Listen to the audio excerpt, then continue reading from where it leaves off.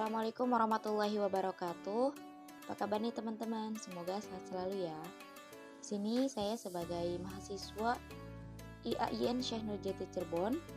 Nama saya Tati Narizkiah dengan nomor NIM 2008 394 049, yaitu dari jurusan Ilmu Al-Quran dan Tafsir semester 4. Pada video kali ini di sini yaitu tentang tugas UAS atau ujian akhir semester dengan mata kuliah Pemikiran Tafsir Kontemporer yang bertemakan Farid Esa, itu dengan dosen pengampu Bapak Muhammad Maimun MA MSI.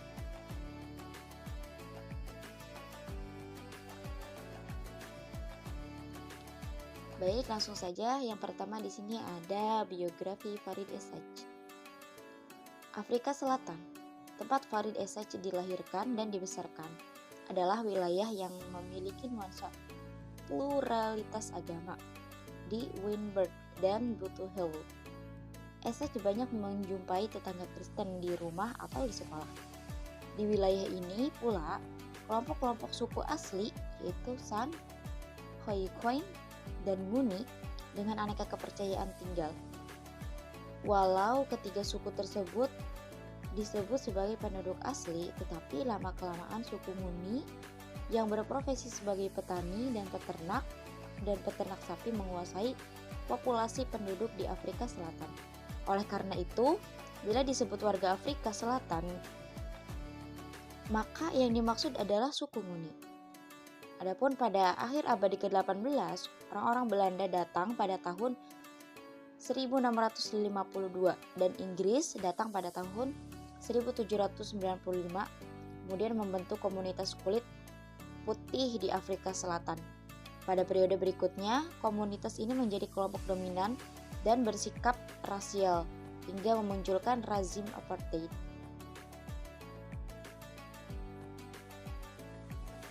Kemudian di sini itu ada karya-karyanya. Yang pertama itu Bad Musa Went to Fir'aun.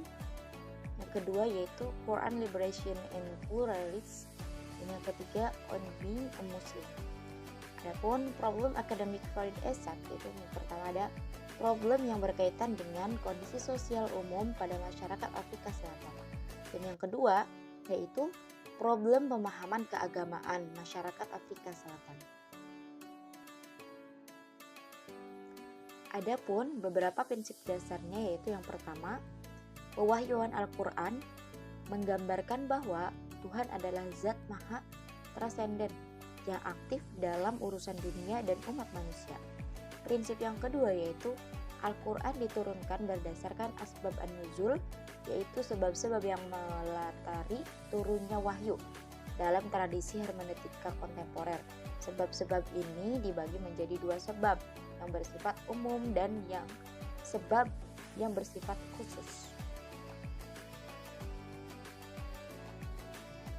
Nah, adapun penafsiran Farid Esa terhadap ayat-ayat pembebasan yaitu yang pertama, penafsiran ayat-ayat landasan etis pembebasan, takwa dan tauhid. Yang kedua yaitu penafsiran atas ayat-ayat sasaran pembebasan yaitu Al-Nas dan Al-Mustad'afun fi al-ard. Yang ketiga yaitu penafsiran atas ayat-ayat metode dan etos pembebasan ayat adalah atau al-qis dan al-jihad.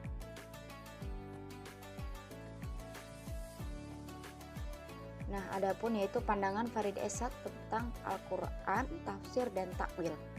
Nah, menurut Esa ada beberapa hal yang membedakan antara hermeneutika dengan dua disiplin khazanah Islam klasik ini, yakni yang pertama itu dalam tafsir dan takwil, persoalan penafsiran senantiasa dialami dan diselesaikan secara aktif dan gradual, yakni menyangkut keseluruhan ayat-ayat Al-Quran ataupun berkenaan dengan ayat Al-Quran ataupun berkenaan dengan situasi khusus yang melingkupi turunnya ayat tertentu. Yang kedua yaitu tafsir dan takwil lebih banyak berurusan dengan seperangkat aturan metode atau teori interpretasi ketimbang menekankan pentingnya penafsiran aktual Untuk diterapkan pada masa tertentu, teori interpretasi yang dijelaskan dalam tafsir dan takwil disistematikan dalam bentuk prinsip-prinsip khusus dan kemudian diperlakukan pada siapapun yang hendak melakukan aktivitas penafsiran. Yang ketiga yaitu produk penafsiran yang dihasilkan melalui tafsir dan takwil dalam khazanah Islam. Khazanah Islam klasik telah mengalami kategorisasi ideologis sedemikian rupa sehingga produk tersebut menunjukkan afiliasi ideologi, periode, dan aspek historis penafsirannya. Adapun 3 unsur intrinsik memahami teks, yaitu yang pertama, penafsir hendaknya masuk dalam alam pikiran yang dihendaki Tuhan. Yang kedua yaitu penafsir adalah manusia yang memikul banyak beban. Beban itu adalah pra pemahaman yang telah dipikulnya serta angan-angan masa depan yang diharapkan. Dan yang ketiga yaitu penafsiran tidak bisa dilepaskan dari bahasa, sejarah, dan tradisi. Maka kata selalu dalam proses tersebut terus-menerus.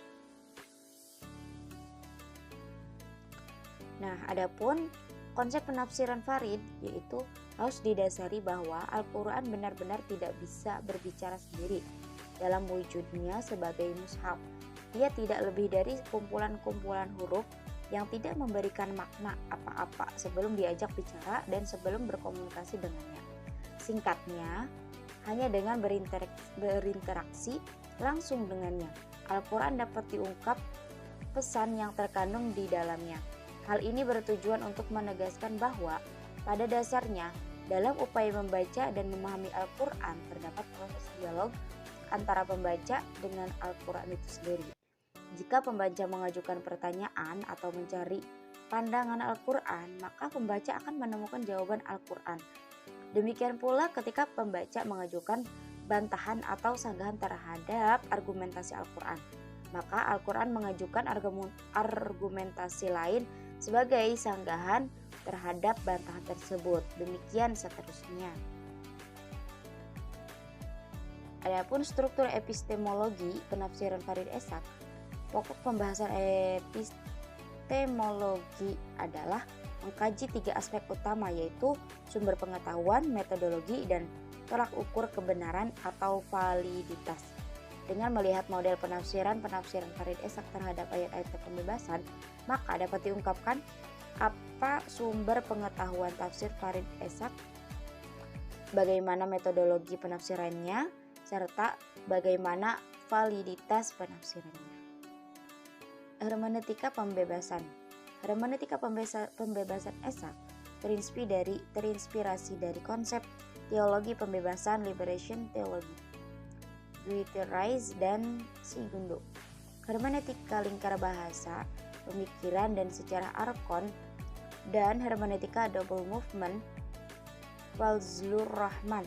Eshaq mengadopsi secara kreatif dan kritis 3 pemikiran tersebut serta melengkapinya dengan terma-terma hermeneutika Al-Quran yang memiliki koherensi dan korespondensi dengan kondisi sosial masyarakat Afrika Selatan, sebuah kondisi yang diliputi oleh penindasan, ketidakadilan, dan eksploitasi.